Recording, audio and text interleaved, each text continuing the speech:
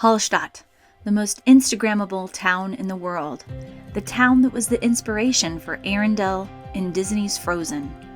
A town so beautiful, a replica of it was built in China. A village where tens of thousands of tourists flock for just a few hours each day to take some photos for Instagram. But do they know why this village of only 725 people is so important? This region has so much more to offer than a few Instagram photos and a cheap souvenir. On this trip, our family set out to have a fun mountain vacation and learn about Hallstatt while avoiding the common tourist traps. And here's how we did it.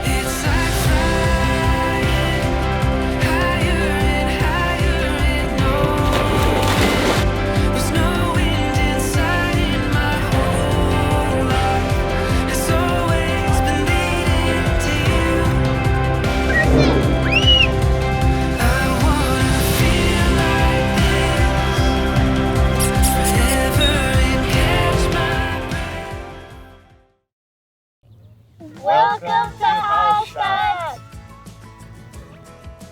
So first we avoided the crowds and the high prices by staying just across the Hallstätter See, or Hallstatt Lake, from Hallstatt in a small village called Obertraun. We stayed at a lovely resort where we met people from all over the world. But most of the guests were German and they came in their usual vacation style, with bicycles, their duck boxes, and their own food. Practical and affordable. I just want to celebrate. Life is better on the bright side. The second way we avoided the tourist traps were to enjoy more than just Hallstatt. This area, the Salzkammergut region, is full of caves, lakes, hikes, glaciers, amazing bicycle rides, and so much more.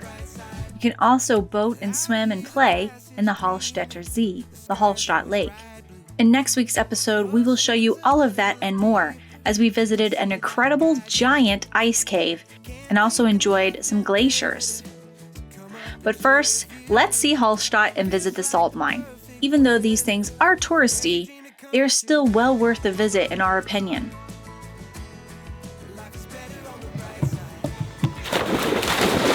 After playing in the lake in the morning at the resort in Obertraun, we set off to visit Hallstatt in the afternoon. It turns out that visiting the village after 3:30 or 4 o'clock p.m.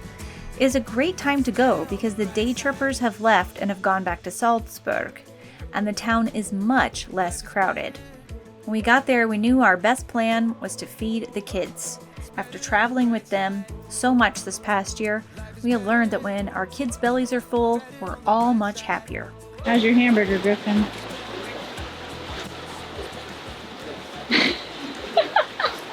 It's so good, I'm gonna do this. You're gonna collapse from yumminess.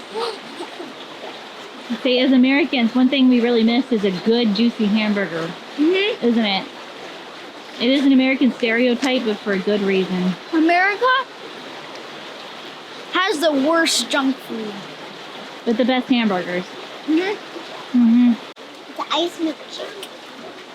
Is it good? It's just spilling all over you, huh? No. And you're in Hallstatt.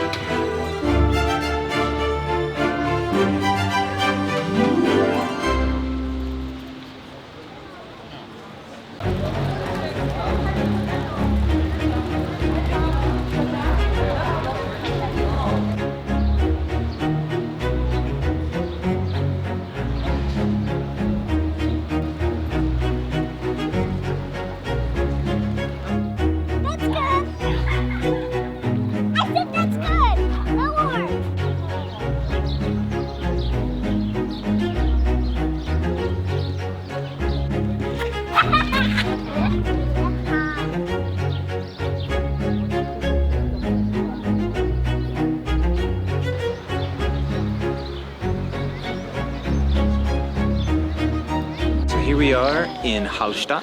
Very, very pretty town. Just really picturesque. But Hallstatt's really cool. A lot of history. They've been mining the salt mine for 7,000 years, I guess, because the caves already existed and they could get in there and get the salt out very easily. But it's actually a very remote area. The first road wasn't built here until like 1898 or something like that. The only way before that was to get here by boat. And so it's just beautiful. I mean, of course, now there's a tunnel that goes through, so you can get here through the tunnel. But, you know, not just 130 years ago, you know, it was quite remote. The mountains are really big. We're going to go up and take the Salzwelten up to the top of the mountain and check out the view. But just a really pretty, very charming little town, and it's super, super cozy.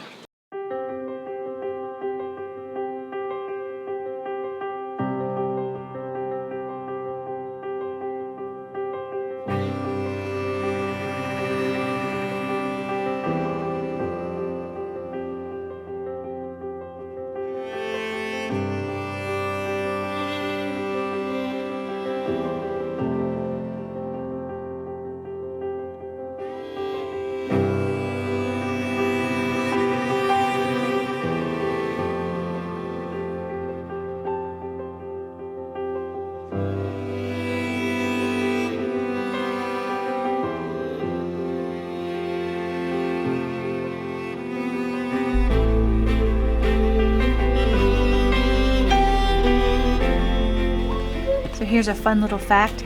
There was so little space for cemeteries in Hallstatt that every 10 years bones used to be exhumed and removed into an ossuary to make room for new burials. A collection of elaborately decorated skulls with the deceased's name, profession, date of death inscribed on them is on display at the local chapel. No photography or videography was allowed in the ossuary, but it is a really interesting and creepy place to see.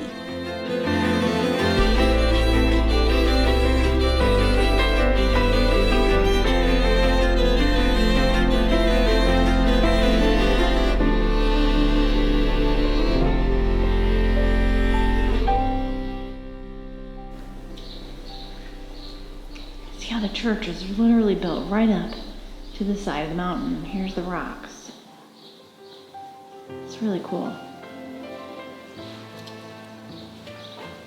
There's still even water coming down.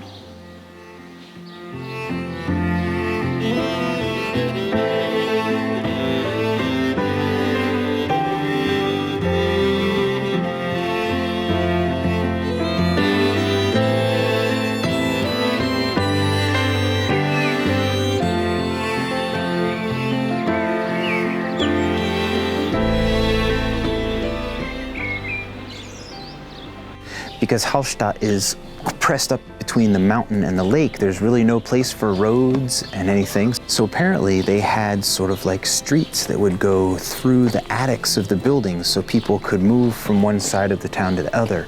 So I've heard that's true. And so I don't know if this is part of that whole idea, but there's a covered stairway to get down from the church down into town. And so it's kind of like a tunnel, and along the way, there's small doors, I guess into people's houses. So it's just a really neat, almost tunnel-like structure to get down from the church into town. Okay, Ella, I'm gonna follow you down into the tunnel. Go down. I wonder if this is the same route that people would take to get around town. You gonna go? I'm gonna follow you.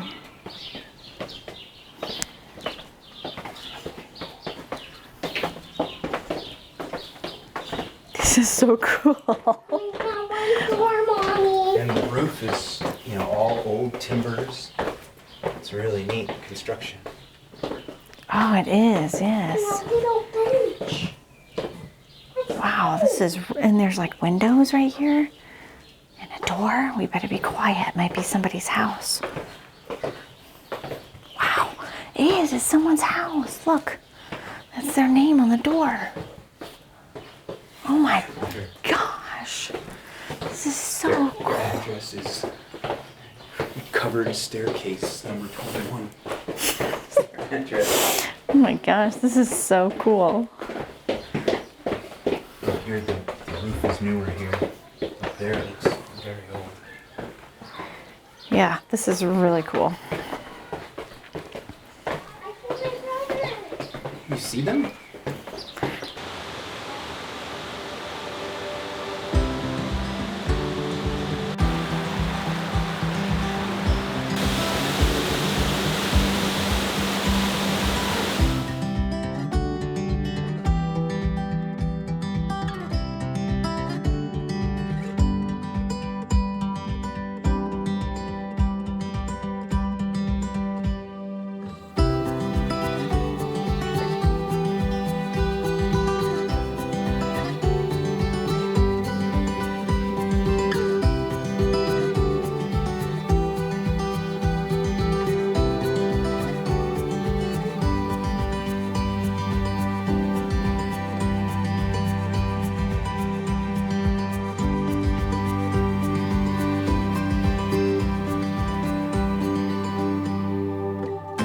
Hello! Hi, Griffin. No, those are paddle.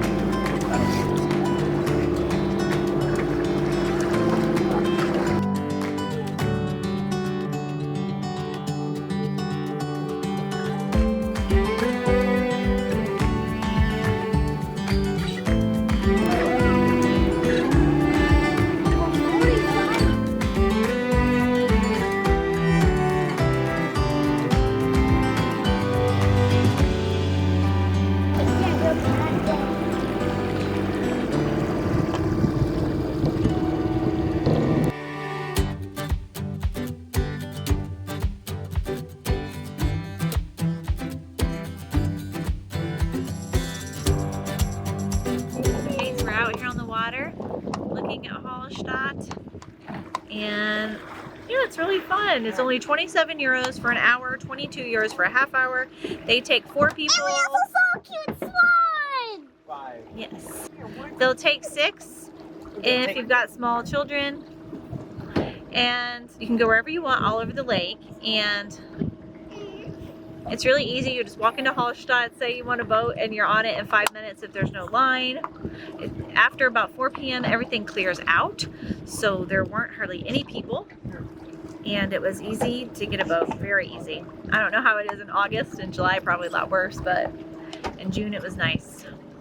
So we definitely recommend. It was fun. It's very relaxing and quiet and pleasant, and they only allow electric boats on the water because they don't want the noise or the pollution. So it's very quiet, pleasant lake. Sustainable! Sustainable, eco-friendly. Okay, definitely recommend.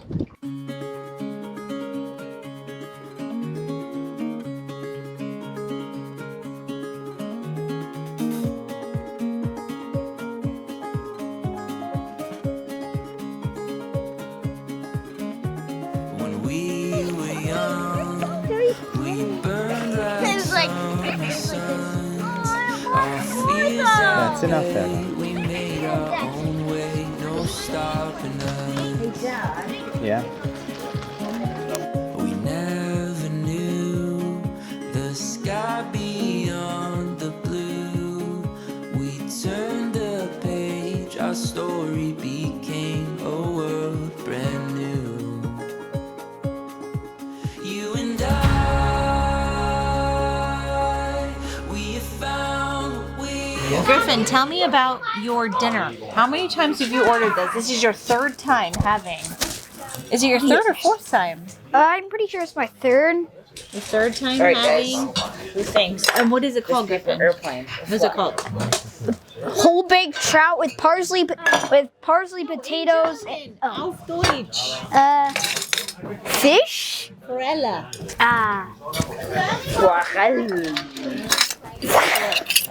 Using my weapons, I will eat this food into oblivion. All right. Okay, Griffin has been showing us all up by eating the actual local cuisine. Do you think this is trout from Hallstatt? I don't know, Probably. Now, for my least favorite part of eating it. So how do you deal with the face and all the bones and all that, Griffin? First, I cut it off, Okay. and now I scale it. Wish I brought my pocket knife with me. It has a fish scaler. You wish you brought your pocket knife with Yeah. you? Has everything. It has a fish scaler. So cool. And then when I take a piece off, Yeah. it usually doesn't have any bones in it. You'd be surprised by how little bones a fish has. Like, look at this. The spine is over here, and this is a chunk that's off of the spine. This is very common. This is a very common dish around here. We keep finding. Tastes awesome, too. I just love the taste of fish. Listen, do you think this could be perfectly fine for a swan? So what do you give it? How many stars out of 10 would you give this? 10. Whoa, 10 out of 10 YouTube. Usually it's 5 out of 5 stars. And Gabriel and I, we got, what is it auf Deutsch? Huhns? You're not. The swan No. is going to eat the food. It's going to gobble up. Speck. Im Speck mit Nudeln und die und Gargonza. Different shapes. We got render. Rinderbraten mit Knödel. One of my favorites. Yeah. Very good. We hope you're enjoying our video of Hallstatt. It's hard to come here and not talk about the over-tourism and sort of like what the conversation that's been going on in the world, especially since the pandemic, and realizing how tourism is negatively affecting the environment and the locals and the residents, and how we should all be more respectful and really take care of the places we're visiting so that we can continue to go see them. There's so many places that are reliant on tourism. They need tourism, but at the same time need to do it in a way that Sustainable. is sustainable. And usually you hear that about sort of more developing countries having that trouble and sort of, using up all of their resources to make tourism happen. But, that's not the case here in Austria, which is obviously a very well-off country and yet still struggles with some of that. Hallstatt is so popular and has so many tourists that come that, I've seen so many things where the mayor is just like, I don't even want you coming, go away, stay away. So, it's a beautiful place. We've enjoyed this. It's so amazing. The countryside and the views and the town itself is so charming. So it deserves a visit, but we don't want to trample everything, and we want it to be around for a long time for other people to enjoy too. So tourism here in Hallstatt really started in the 19th century, and when the burial grounds was discovered, and that started to rev up tourism here. Then it greatly increased after 1997 when Hallstatt was declared a UNESCO World Heritage Site. So that placed Hallstatt on the map, right? Gave it more became notoriety. famous. Right. It is called the most Instagrammable town in the world. Yeah, I know. Which, that's whoa, crazy. that is a That's saying a strong. lot. Yeah. I mean, it's It beautiful. is I don't know if I'd beautiful. say it's the most in the whole world, but it's okay. Maybe it's definitely in, I don't know. I haven't seen enough of the world to say that, but I've seen some amazing pictures of some amazing towns, and I'm not sure this one is the number one, but that's what it's said anyway. In fact, it's so popular, and many of you may know this, but there's a replica of Hallstatt in a town in Guangdong, China, in this province of Guangdong, China. And they made a replica of it in 2011. That's how popular Hallstatt is. So before 2020, before the pandemic, tour buses were coming from Salzburg, and I'm going to say dumping off tourists for the day, only for the day. 10 to 30,000 people a day were being dropped off here in Hallstatt. And what the inhabitants are, 750 There's inhabitants or something? 780 people that live in the town. So we're talking these residents being completely overwhelmed. Inundated. And that's not, I wouldn't even say that's a tourist's fault. Like these towns need to be talking to each other and stopping it. There needs to be an agreement between Hallstatt and Salzburg, but they're working on that. They're actually have limited the number of buses now that can come in per day. I think it's 15 or something. There was maybe it was 50. I think it was more. It still seemed like a lot, but they're limiting the number of buses that can come in. And what they're finding is that people who are just dropped off for a day, that they literally just walk in, take their Instagram shot to be able to put on Instagram and make your TikTok video, and then they leave. Yeah. And so what are you learning to, like, for me, the whole point of traveling and seeing the world is, yes, to see the beauty of the world and to see beautiful Hallstatt, see the sea, what is this called? The lake, see the mountains. Yes, it is to see these things, but do you know why Hallstatt is so famous? Do you know why it's a UNESCO World Heritage Site? Do you know that mining has been going on here for 7,000 years? And this was a very rich and very important town for a long time. Yeah. Do you know these things? Then what, if not, then what have you learned by taking your Instagram shot? And even all down, you know, from the big picture like that, all the way down to the smallest things. Like one of the things I'm really happy that I'll remember that I learned here was the word FORELLE, the word for trout. And it's really funny because there's a Gasthof, you know, near our town, near our house, that's called Gasthof FORELLE. And I never really thought to think, I just thought it was a name. But now the other night we sat down to eat, and Yeah. Griffin opens up the menu. He's like, I want the fish. And so he ordered FORELLE, and they're like, oh, okay. Then I made the connection because the Gasthof FORELLE is right on a Traun. You know, we're in Obertraun. That's just a different Traun. Yeah, it's a different Traun. Yeah. And so then I made the connection. So, you know, things like that. We were eating the local trout from the lake here. And, you know, that was one of the things that's going to stick with me. And luckily we were able to have the time to be at a restaurant and get some local fish and learn a little bit of language too. That's funny. That's Kevin's takeaway, the FORELLE. Yeah, but I mean, there's just so many mines. There's so many caves you can go spelunking in, and places you can go hiking, you can swim, you can take the boats. There's so much more to do in Hallstatt than just show up and take an Instagram square. picture and leave. You're missing out on a lot. You are. And I was watching a video from Ben from Near From Home. And if you haven't checked out their YouTube channel, they're an English and American couple that live in Munich. They have some really great videos, really well done. He was here in Hallstatt talking about the Overtourism. He has a great video on it that I highly recommend, and I'll link in the description box much more below. details than we can talk about. Yeah, he doesn't know all the details. But one thing he was saying is, you know, when you show up and you're so excited to be in this town, like, try and stay a night in a local hotel, not a Marriott, not a chain hotel that's an American brand. Stay in a local pension, a local Gasthof or whatever. Gasthof, in a local hotel. Eat at the local restaurants, get the local food so that you're actually experiencing something that's different from home. You're learning something, you're experiencing something new. But also the point is that you're supporting the local economy and the actual residents who live there. And I haven't seen any chain hotels or restaurants in Hallstatt when we were there, so I don't even think you can do that. But, you know, in general, anywhere you go. So Salzburg has agreed with Hallstatt, or the tour bus companies have, to only bring in 54 tour buses a day. It's still a lot for this little which town. is actually half the number it was before 2020.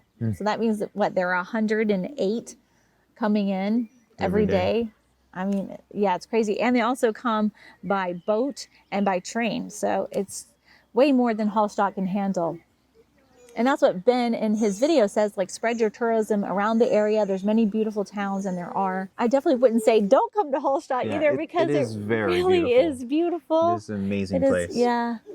And it does look Disney, but it's real. It's not Disney. It's not. And I think we have Disney looks like Hallstatt. Exactly. Exactly. Disney definitely copied towns like Hallstatt. But they're real. They aren't just a theme park. And I think if you come to places like this anywhere in the world and think this is a theme park, right, then you're not going to treat it with that much respect, right? You might leave trash on the ground. You might trample on the city a bit. But when you know that this is a very important city, you know its history and all of that, and you know it's not a theme park, then you treat it with respect. And when you're walking by, you know, there's people's homes you're walking by. So to not be yelling or shouting, and to be respectful of the local residents and pick up your trash. Just be a respectful human being.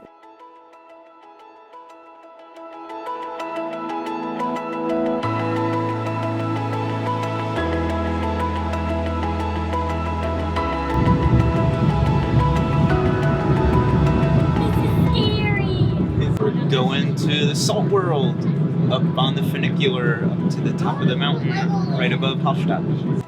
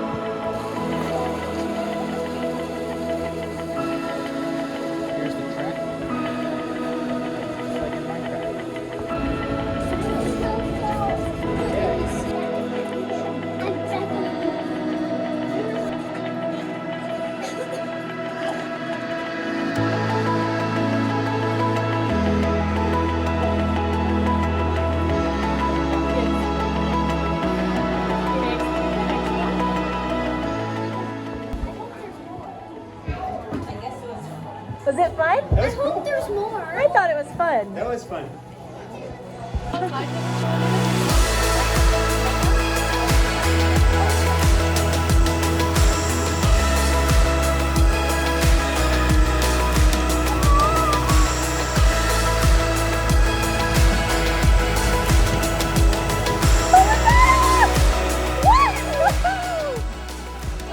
What are we looking at, Kevin? Is it an underwater lake? Yeah. I mean, you can't even tell. It's just so, it's like a mirror. Yeah. It's so, yeah, it's amazing. Yeah, very still because there's no wind or anything.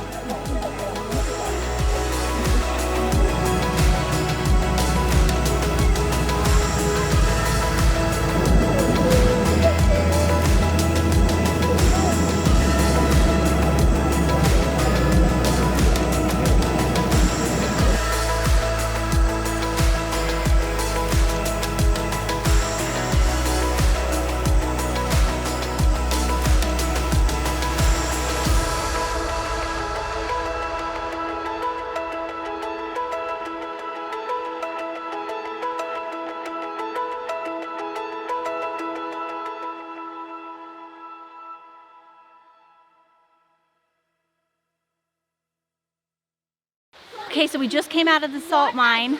That's the entrance back there. It was super cool, wasn't it, Kevin? Oh, we loved it. It was so fun. It's very interactive. They have movies. They have 2 slides. They have a mine cart kind of thing, a train that you ride out on. The whole thing was super fun. We really enjoyed it.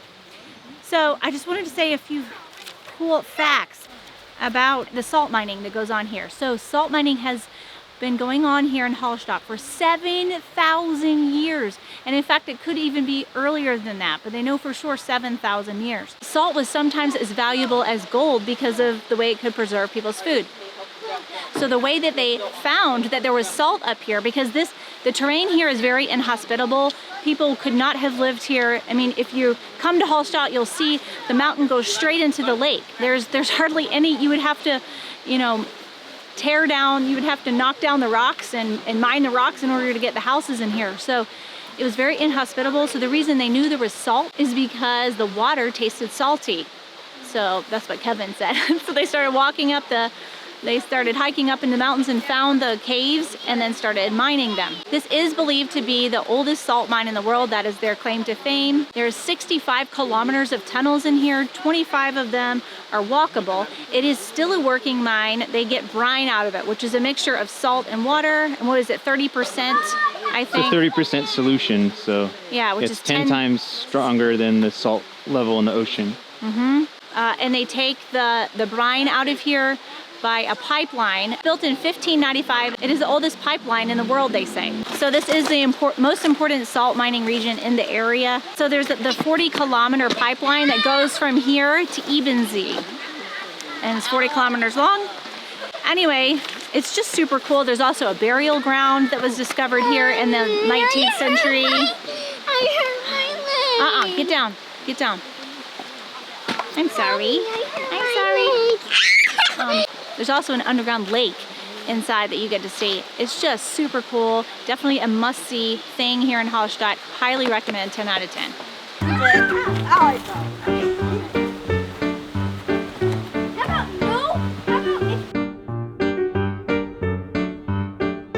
And of course we come out and the kids are playing up there in the woods. They make a playground out of anything and everything they see. Which is good, right? But on our way back down to the funicular, it's nice nobody's here because it was the last tour of the day. So we've gotten the little mountainside to ourselves. It's quite nice. But yeah, the tour is 10 out of 10 recommend. I loved it. I thought it was super fun. They don't allow kids from the age of 4 or the ages of 3 and under to go. I wouldn't really recommend it even for a 4-year-old. It's starting to push it for a 5-year-old even. So, yes? Oh my gosh. The kids are going high. Uh-oh. So Griffin, what treasures did you find on your little climb? Found a spearhead And it wasn't little. It was about this steep. With Yeah, it wasn't a little climb, was it? Look how dirty you are. Show me your hands. Oh my goodness. Well, it doesn't look so bad on camera.